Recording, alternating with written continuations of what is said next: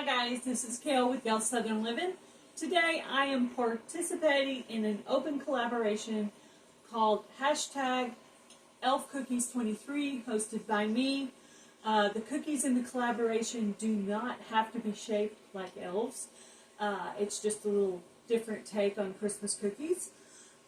So I am going to be making oatmeal cookies with a twist. Not so oatmeal cookies.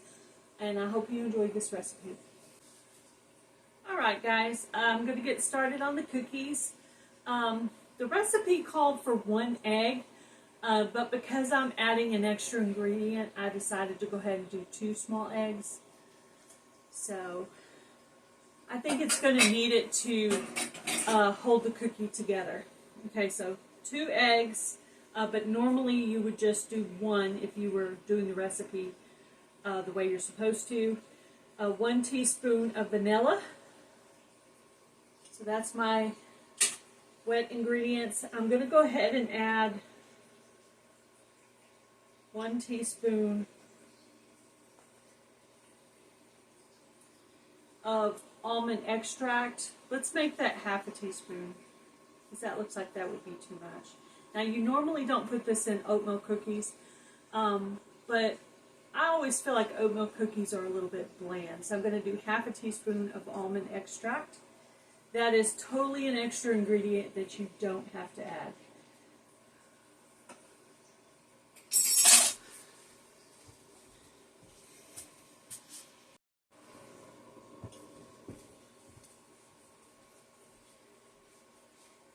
Okay, that's all of my wet ingredients. I'm going to go ahead and spin that together. Get those eggs beat up real quick.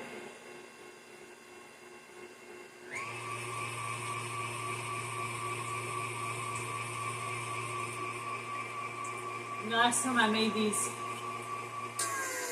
made these, my husband said they didn't taste like oatmeal cookies at all. That's funny. Well, anyway, that's me, unique. Alright, so that's pretty good. So we're going to work on all the dry ingredients. Half a cup of brown sugar. Half a cup of regular sugar. 3/4 cup flour. Half a teaspoon of salt.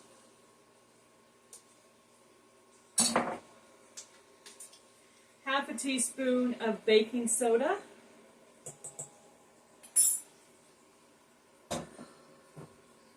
And a teaspoon of cinnamon.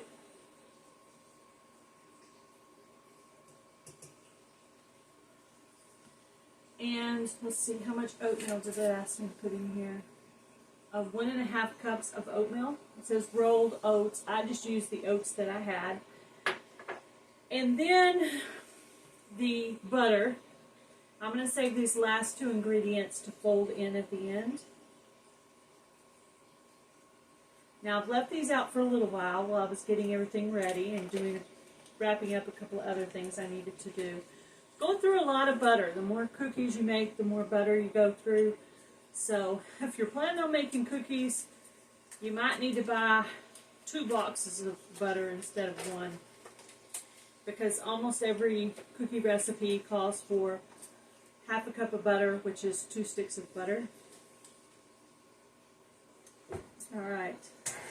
I'm going to let that go for a little while and I'll come back and show you the last 2. Okay.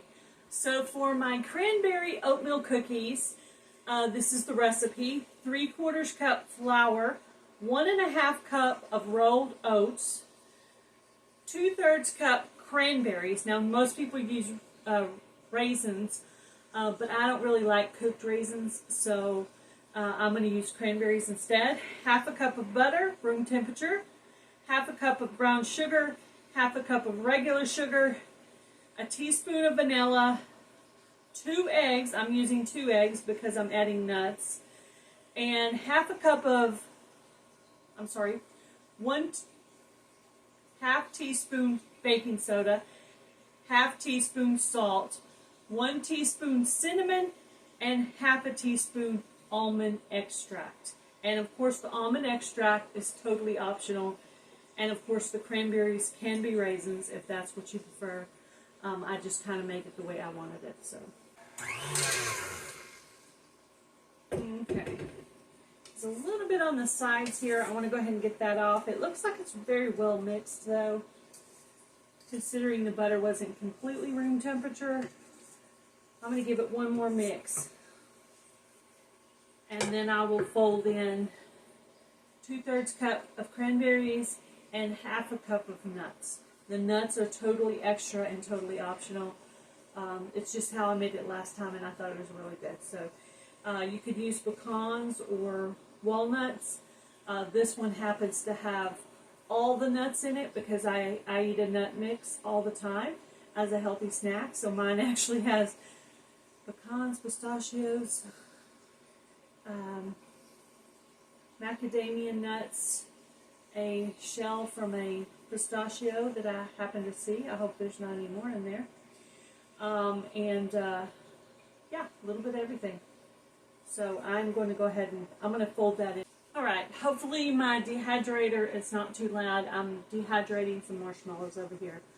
So I'm going to add in my 2/3 cup cranberries and 1/2 cup of mixed nuts, but you can add whatever kind you prefer, and the nuts are totally optional.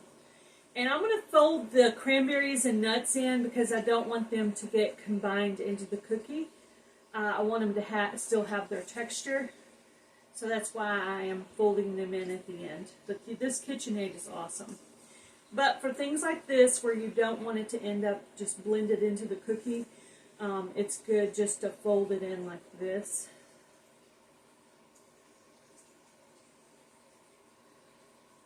Alright, you're going to bake these cookies at 350 for 10 to 12 minutes. I'll put my exact cooking time at the end. Of course, you got to watch them, make sure they have that little brown around the edge of the cookie. That's usually how you know it's cooked. So I hope you enjoyed this cookie recipe. This is an open collaboration. Anyone can join in. I will be giving away a gift card to one of the commenters that comments on multiple videos in this collaboration. All the videos in the collaboration will be in a playlist, and I will attach that at the top of the description box. Thank you for all you guys who are participating. I hope you'll give this recipe a try, and I will have the recipe written in the description box of this video. You guys have a great day. Be blessed. Do something kind. I'll add a picture.